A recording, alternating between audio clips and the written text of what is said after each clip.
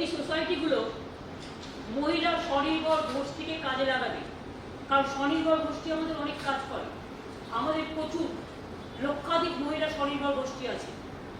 মূলত 100 দিনের কাজের মাধ্যমে এই কাজগুলো রূপায়ণ করা হবে। কোনো ঠিকাদার নিয়োগ করা হবে না, কিন্তু লোকাল সম্পদ সৃষ্টিতে সেলফ হেল্প গ্রুপ এবং 100 দিনের কাজে স্থানীয় লোকেদের সুবিধে দিয়ে এই জমিতে কাজ করা হবে।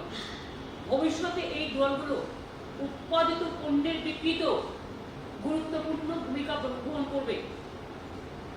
আমাদের এটা যদিও আজকে আনুষ্ঠানিক সূচনা হলো, কিছুদিন আগে থেকে এর প্রাথমিক কাজ আমরা শুরু করে দিয়েছি। ফলে ইতিমধ্যেই 6500 একর পতিত জমির জন্য প্রায় 550 মাইক্রো প্ল্যান তৈরি হয়ে গেছে। অর্থাৎ আমরা বলি না, আমরা কাজটা করে দেখাই।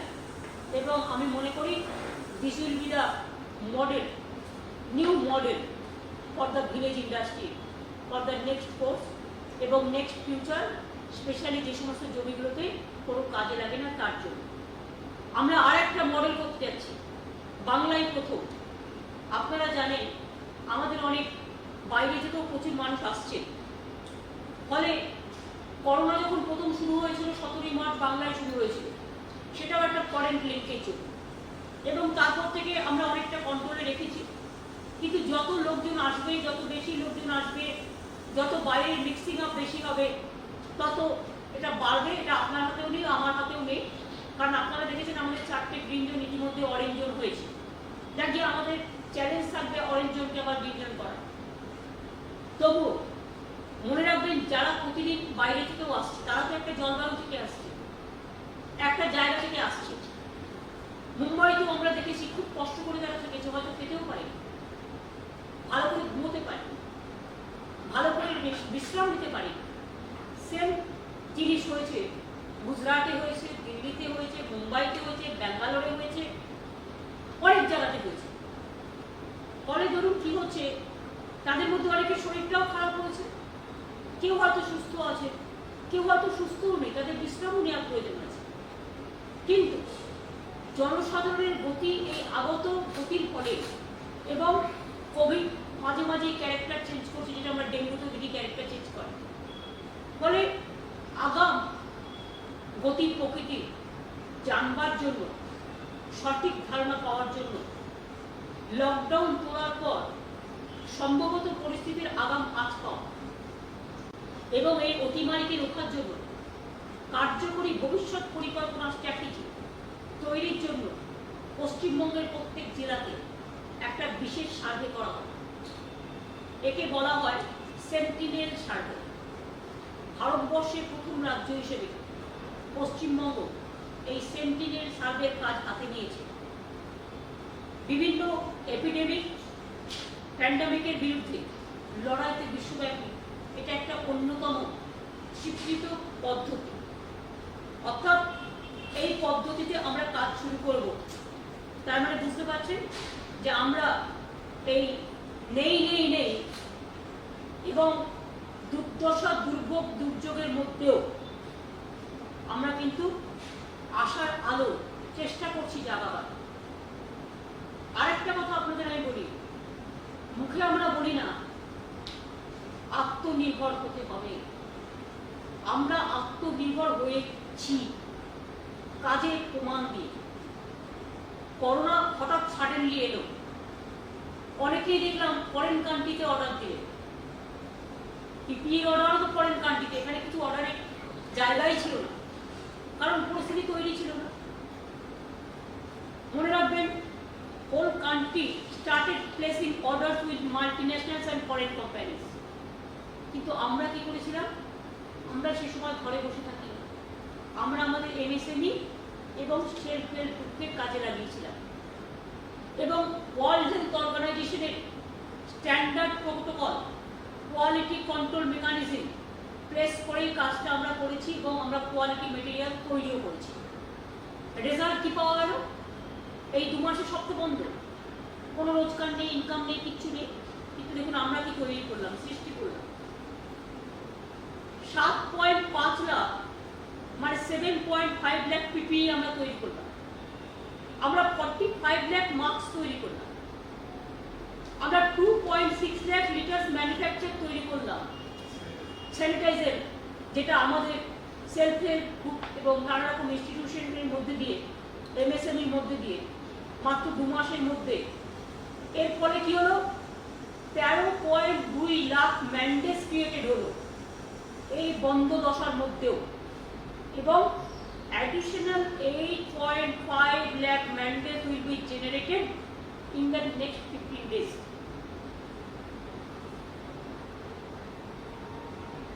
ভারতবর্ষের অর্থনীতি যেখানে টোটাল রিসেশন স্টার্ট হয়ে গেছে, এবং আজকে বক্তৃতার পরে তো কোথায় গিয়ে দাঁড়াবে জানি না, অর্থনৈতিক ক্রেডিবিলিটি টোটাল তলানিতে দাঁড়াবে ফাইন্যান্স মিনিস্টারের বক্তৃতার পর। প্রধানমন্ত্রী কাল একরকম বলেছেন, উনি আজকে আর একরকম বলেছেন। আমি জানি না উনি মিসলিড করেছেন কিনা প্রাইম মিনিস্টারকে, সেটা তো আগামী দিন ভারতবর্ষ বলবে। এবং আরেকটা জিনিস আপনারা জানবেন, best part of this man-days created এবং তৈরি করা পিপিই মাস্ক থেকে শুরু করে হ্যান্ড স্যানিটাইজার, আমরা 30 থেকে 50% ফান্ড লোকাল প্রোডাকশনের মধ্যে দিয়ে বাঁচিয়েছি। অর্থাৎ এই যে বলি না সারাক্ষণ আমরা, করে দেখাতে হবে বন্ধু। মুখে বললে বড় বড় কথা ভাষণ দিলাম, রেজাল্ট হলো শূন্য, এটা তা নয়। এই 3টে কাগজও আমি সৌম্যকে বলবো যে এটা প্রেসকে দিয়ে দাও যাতে ওরা ডিটেলসটা পায়। সুতরাং বুঝতে পারছেন, আজকে একই দিনে আমরা 3টে সৃষ্টি জিনিস দিলাম, আর একই দিনে আমার কাছে ভাগ্যিস থালা নেই এখন, আর আমি খালি থালাটা নিয়ে বসে থাকতাম। মানুষকে এত ফেলা ভাবার কোনো কারণ নেই। রাজ্যগুলোকে নিষ্পেষণ করে, রাজ্যগুলোকে রাজনৈতিক দূষণ করে, রাজ্যগুলোকে অর্থনৈতিকভাবে সর্বনাশ করে দিয়ে ভারতবর্ষ কি করে দাঁড়াবে? ভারতবর্ষ তো দাঁড়াবে, রাজ্যগুলোই হচ্ছে তার পীঠস্থান, রাজ্যগুলো হচ্ছে তার পিলার। ফেডারেল স্ট্রাকচারে রাজ্যগুলো মনে রাখবেন প্রোগ্রাম ইমপ্লিমেন্ট করে, রাজ্যগুলোই মানুষকে বাঁচিয়ে রাখে, দুমুঠো চাল থেকে শুরু করে সব দেয়। আমরা 52,000 কোটি টাকা এমনিতেই পাই, তার 1 পয়সা তো দেওয়া নেই, উপরন্তু কিচ্ছু পেলাম না।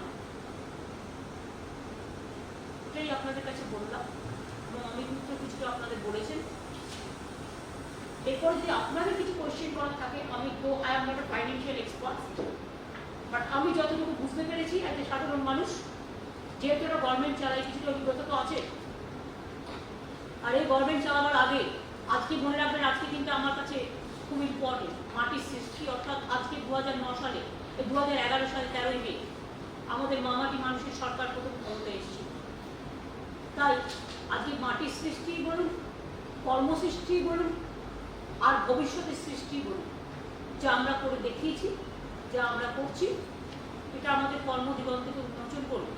কিন্তু সাথে সাথে এটা ঠিক যে আমাদের গ্রামীণ অর্থনীতিকে চাঙ্গা করতে হবে, গ্রাম্য জীবনকে আরও বেশি অ্যাক্টিভেট করে, যাতে গ্রামে গ্রামে অর্থনৈতিক বিপ্লব তৈরি হয়, গ্রামের মানুষের পাশে দাঁড়িয়ে লড়াই করে গ্রামের মানুষ আগামী দিন শহরের মানুষকে ফিট করবে। তার কারণ শহরে চলবে কোথায়? একে তো লকডাউন, সব বন্ধ, তারপর লকডাউনের পর কি ভবিষ্যৎ কি? না আছে বিপদ, না আছে আপদ। এই পর্যন্ত আমার বলা ছিল, আমি বললাম। কাল পরশু নবান্ন যেহেতু স্যানিটাইজ হবে, তাই কোভিডের ব্যাপারটা আলাপ আপনাদের ওদের বুলেটিনও হবে, এবং আপনাদের বুলেটিন দিয়ে দেবে, এবং শনিবার দিনে আলাপন আবার প্রেস করলে আরও অনেক তথ্য আছে বলবে। একদিনে সব বলে দিলে আপনারা হজম করতেও হয়তো পারবেন না। কাজে এই পর্যন্ত ছিল আমার কথা। এবার আপনাদের জিজ্ঞেস করা থাকবে, যেটা আমি পারবো। দিদি আশা করি বলছি, দুটো ছোট প্রশ্ন। একটা হচ্ছে, প্রধানমন্ত্রী কালকে বলেছেন যে আত্মনির্ভর ভারত করতে হবে, কিন্তু রাজ্যগুলো বঞ্চিত হচ্ছে। তাহলে এটা কি পরস্পর বিরোধী নয় যে রাজ্য বঞ্চিত আবার দেশ কি করে আত্মনির্ভর হবে?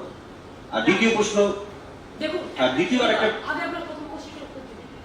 একটা পরিবার তৈরি হয়, বাবা মা গার্জেন, ছেলে মেয়েদের মানুষ করে বাবা মায়ের, তাদের শিক্ষা দেয়, তাদের সংস্কৃতি দেয়, তাদের বড় করে, তারা আবার বড় হয়ে বাবা মাকে দেয়। এখানে ফেডারেল স্ট্রাকচারে central government is just like our parent organisation, and state governments are the children. Now everybody is deprived. তো পিতা মাতা ভালো থাকে, মা বাবা যদি বাচ্চারা ভালো না থাকে, ছেলে মেয়েরা ভালো না থাকে, শুধু বক্তৃতায় শূন্য দিয়ে সব কিছু হবে? আর শুধু মিথ্যে আইটিতে ইডিয়েটিক সেলের মতো কিছু কিছু আইটি সেলের মাধ্যমে আমি দেখছি পলিটিক্যাল যত মিথ্যে কথা বলছে। আপনাদের চ্যানেলের নাম তো মিথ্যের অতি ছিল আছে, এক একটা চ্যানেলের ছবি দিচ্ছে আর দিয়ে বড় দিচ্ছে। আমি বললাম সকালবেলায় 10ই জুনের মধ্যে আমাদের আইসিডিএস খুলবে, আর ও একটা এবিপি আনন্দের একটা চ্যানেলের ছবি দিয়ে মিথ্যে কথা ফেক, এবিপি আনন্দ এটা করেনি, বলে দিল 20 জুলাই মাসের পরে সব স্কুল কলেজ খুলবে। এটা কাজ। আজকে যেহেতু ব্যর্থতা ঢাকতে গিয়ে কোভিডকে না করছে, কোভিডকে ফাইট না করছে, অর্থনৈতিক ফাইট না, আনঅর্গানাইজ সেক্টরকে হেল্প করছে না, শ্রমিকদের হেল্প করছে না, 100 দিনের কাজের লোকেদের হেল্প করছে না, গরিব মানুষকে হেল্প করছে, কৃষকদের হেল্প করছে, শুধুমাত্র দাঙ্গা লাগাবার চেষ্টা আর ফেক নিউজের নামে, প্রত্যেকের নামে ফেক নিউজ করছে।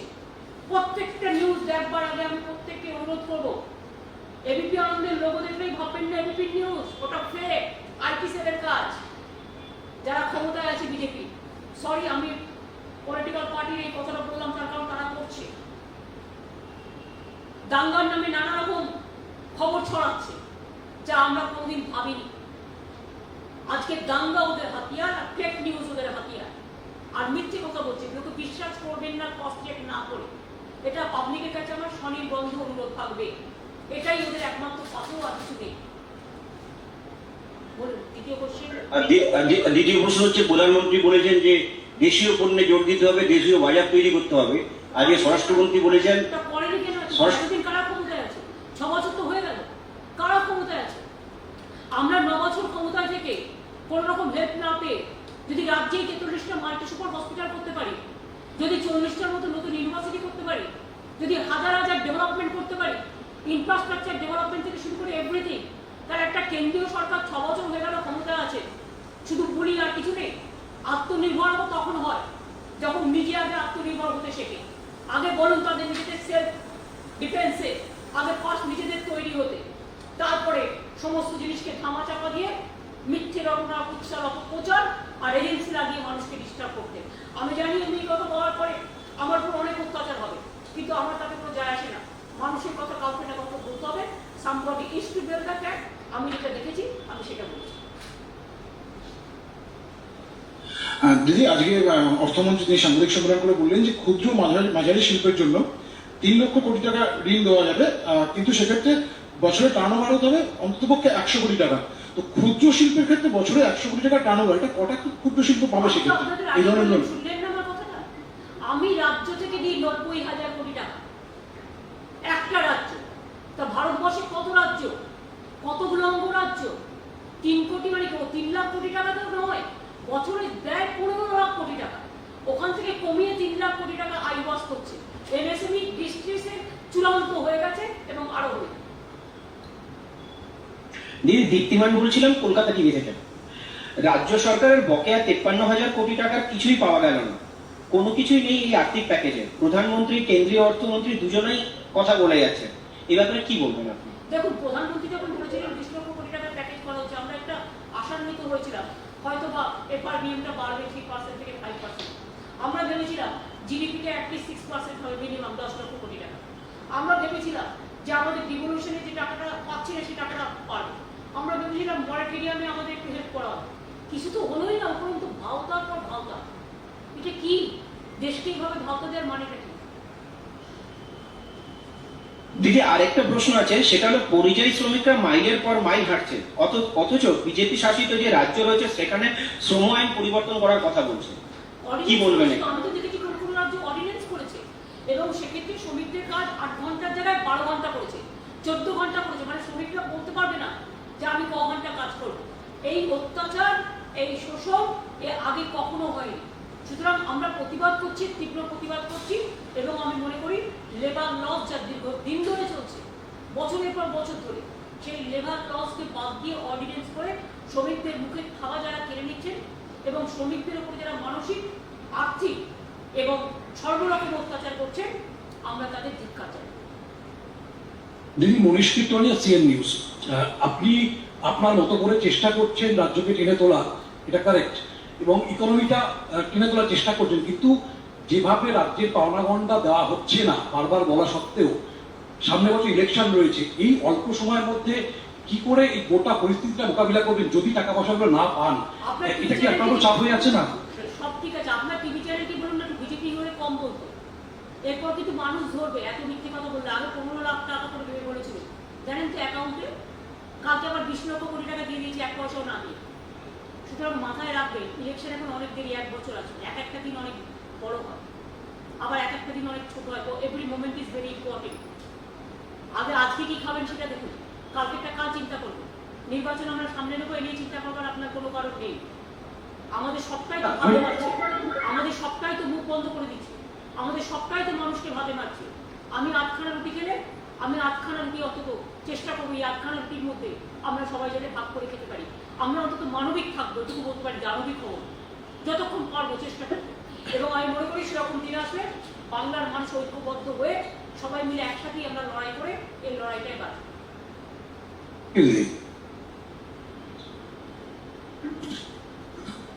দিদি, আমি সঞ্জয় গাঙ্গুলি বলছিলাম।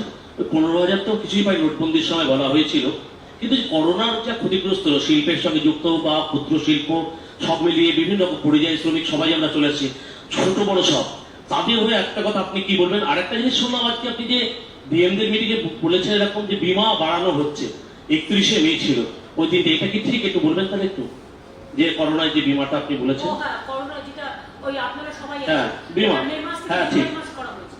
এটা বীমাটা বাড়া হয়েছে ডাক্তার, সিস্টার, না তারপরে আমার হেলথ ওয়ার্কার, মিউনিসিপাল, মানে যারা এই কাজের সাথে আছে কোভিডের সাথে, ইনক্লুডিং সাংবাদিকরাও, পুলিশরাও, বীমাটা বাড়িয়ে জুলাই পর্যন্ত করা হয়েছে, 31শে জুলাই পর্যন্ত করা হয়েছে আপাতত।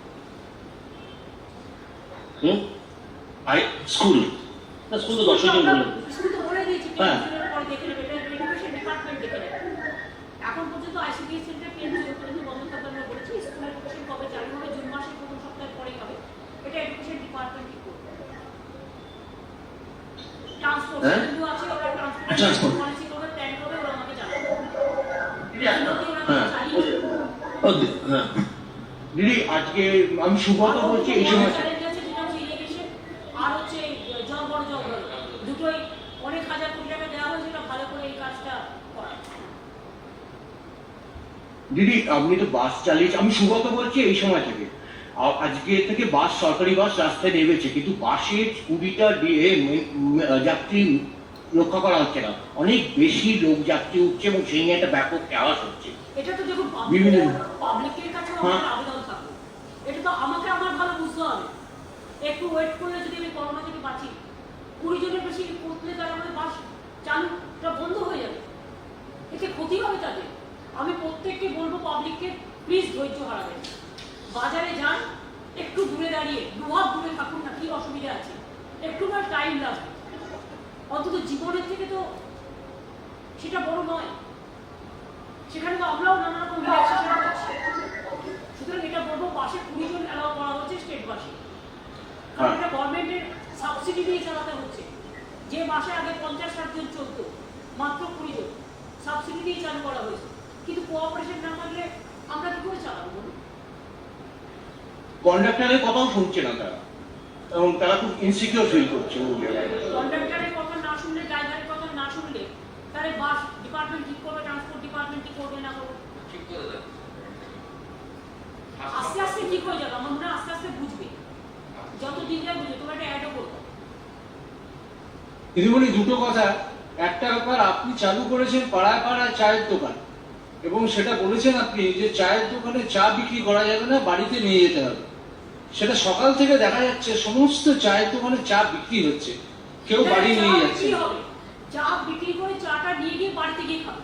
আমরা বলেছি চায়ের দোকানে দাঁড়িয়ে, হ্যাঁ 2 জন 3 জন থাকলো ঠিক আছে, তার বেশি আমাদের যে 7 জন লিমিটেশন আছে, তার বেশি থাকলে আমরা কিন্তু অ্যাকশন নেবো, এবং দরকার দোকানটা বন্ধ হয়ে যাবে, তাতে লাভটা কাটবে।